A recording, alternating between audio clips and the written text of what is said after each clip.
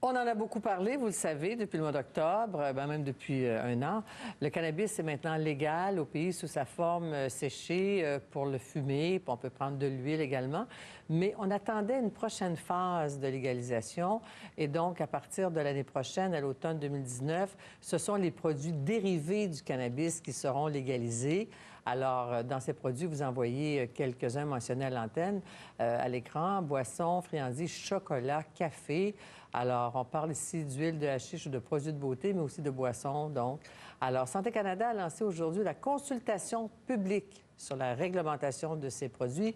Une consultation qui va se poursuivre jusqu'au 20 février. Ça donne 2 mois, ça va vite. Décryptage avec François Gagnon, conseiller scientifique à l'INSPQ, l'Institut national de santé publique. Bonsoir, M. Gagnon. Bonsoir. Alors, vous allez être très certainement impliqué dans l'examen de cette proposition d'encadrement. Ce qui n'est pas du cannabis fumé, quelle forme ça peut prendre? On a des suggestions ici. Comment accueillez-vous cette proposition? Bien, c'est certain que, de notre point de vue, on a tout à fait intégré l'esprit de la loi québécoise qui est de ne pas augmenter l'usage de cannabis et de THC en particulier au Québec. Donc, l'esprit de la loi québécoise, c'est de maintenir le niveau de consommation au pire, sinon le faire baisser dans les prochaines années. C'est l'espoir, c'est l'esprit qui anime la loi québécoise. Donc, quand on assiste à La loi actuelle et non pas celle qui pourrait modifier la loi actuelle. Là, on parle de la loi fédérale. Ah oui, la loi fédérale. C'est la loi fédérale qui va autoriser, c'est à travers la loi fédérale qu'on va passer un règlement pour autoriser des nouveaux produits. Oui, mais là, vous parlez de la loi québécoise. Oui, on a une loi actuelle qui risque d'être modifiée.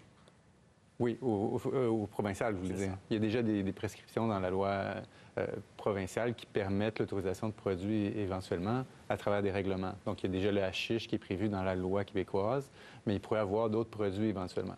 Donc, la façon dont on lit ça, a priori, c'est une autorisation d'une très large gamme de produits. Vous en avez donné quelques exemples, mais juste pour vous dire, une liste que j'ai trouvée à Washington, par exemple, où on avait 2474 produits différents, juste pour les produits comestibles.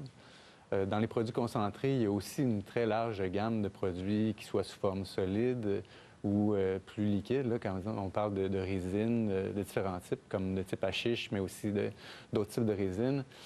Donc, nous, on trouve que ça met en jeu l'esprit même de la loi québécoise. Donc, c'est notre première lecture de la chose. Dans la mesure, bien, on va diversifier l'offre de produits. Donc, c'est une stratégie industrielle de diversifier l'offre de produits.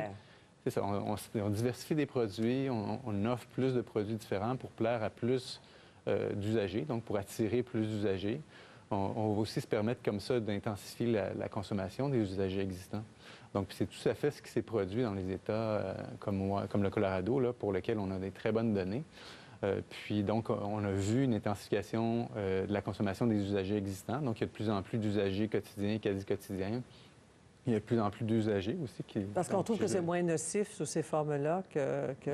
Oui, il y a un peu l'aspect de nocivité parce qu'il y a certains produits qui ne sont pas fumés. Donc, il y a des gens qui pensent que c'est plus sécuritaire si on prend des produits non fumés.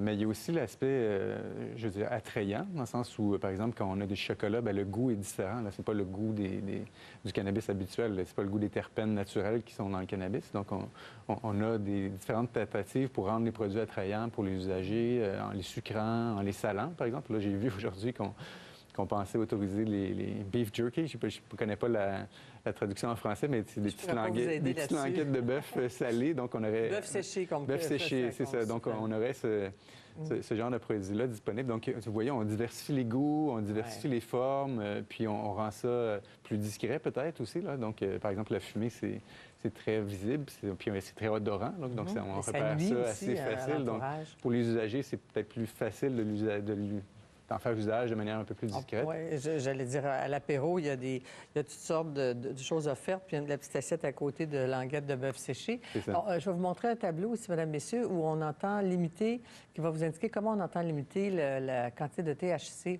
dans ces produits. Alors, qu'est-ce qu'on dit? Qu'est-ce que vous pouvez nous dire là-dessus? Est-ce que ça veut dire, ça? C'est 10 mg par unité? Bien, 10 mg par unité. Donc, juste pour vous donner un point de repère, là, pour les États américains, il y a deux tendances qui se sont dessinées. Comme ceux au Colorado, on a choisi de limiter les portions uniques à 10 mg, donc les produits comestibles. Sur les produits concentrés, moi, j'ai pas vu de limite là, au Colorado. Donc, on a des produits qui vont jusqu'à 98 de concentration au Colorado. J'ai trouvé des distillats en vente à ces concentrations-là. Donc, pour les produits comestibles, par contre, donc, comme je disais, on a des limites de 10 mg dans certains États, comme le Colorado, mais d'autres ont fait des choix, de notre point de vue, un peu plus prudents, qui étaient plutôt de 5 mg par portion. Où ça? En Oregon, donc en Ohio, je crois, aussi. Donc, il y a quelques États, de mémoire, peut-être l'Alaska aussi. Donc, on a ces deux options-là en termes de régulation. Puis, nous, on pensait, a priori, que le 5 mg, ça serait plus intéressant parce que les conseils de consommation qui sont donnés dans l'usage médical, par exemple, là, quand les usagers vont commencer à utiliser le cannabis comestible en usage médical, c'est environ 2,5 mg. Donc, on recommande aux usagers de commencer par ces portions-là. Puis donc, on pensait que le 5 mg, c'était peut-être plus facile de se rapprocher de la norme de consommation plus sécuritaire, disons, qui est donnée dans le cannabis médical. Et ça se compare à quoi par rapport aux joints, à la quantité de cannabis que les gens achètent pour faire des joints? C'est un peu compliqué à dire parce qu'il y a beaucoup de variétés dans le produit fumé. Là, mais on nous dit ce qu'on trouve à la SQDC, ça va jusqu'à 27-28 %. Oui. Puis ça, c'est inquiétant pour vous autres, j'imagine, 27-28 non? Bien, nous, on avait recommandé qu'il y ait une limite à 15 de THC dans les produits fumés, puis qu'on insère en plus un minimum de CBD. Donc, on avait recommandé un minimum de 1 de CBD dans nos représentations l'année dernière. Est-ce que je me trompe, le gouvernement actuel veut abaisser la quantité de THC?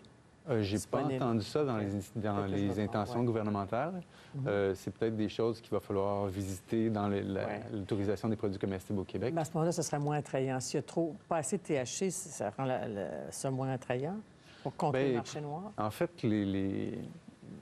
on avait suggéré 15 parce que la plupart des usagers qui cherchent l'effet psychoactif, ils le trouvent à 15 OK. Donc, ça c'est assez courant. Okay. Quand on entre dans des concentrations supérieures, c'est pas d'autres types d'usages. Souvent, les gens vont utiliser ça en pratique médicale. Donc, ils vont utiliser des grandes concentrations, ils vont en prendre très peu, mais donc, ils vont avoir le produit pour plus longtemps.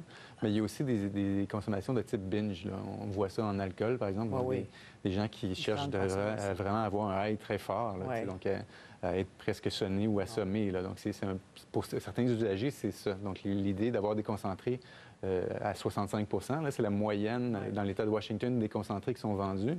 L'idée d'avoir ces produits-là pour certains usagers, c'est vraiment de se donner un high très, très fort, très intense. Donc, nous, c'est un peu préoccupant de voir ces choses-là. Donc, on va certainement avoir des choses à dire dans cette consultation. Dans cette consultation-là. Et en terminant très rapidement, est-ce que ça veut dire que ces produits-là, qui existent sans doute peut-être sur le marché noir, sur Internet, on avait un reportage à notre antenne il n'y a pas si longtemps qui montrait qu'on pouvait commander des bonbons assez facilement. C'est une autre façon de contrer le marché noir en terminant ou pas? Bien, ça peut l'être, mais dans les chiffres qu'on a, on voit que les comestibles, ça accapare moins que 5 des volumes présentement qui sont consommés. Puis souvent, les usagers vont combiner ça avec le fumé. Donc, c'est une consommation qui est complémentaire. Donc, une fois, ils vont consommer du fumé, l'autre fois, ils vont consommer du comestible parce que c'est plus pratique, ça sied mieux à la situation dans laquelle ils sont. Donc, c'est pas vraiment, pour l'instant, c'est pas vu comme un produit de remplacement de la fumée, c'est plus complémentaire dans l'offre. Ça ajoute là. Alors, on se reparlera très certainement au moment des consultations, M. Gagnon. François Gagnon, grand spécialiste de ces questions-là à l'Institut national de santé publique. Merci beaucoup. Merci. Merci. Bonne soirée.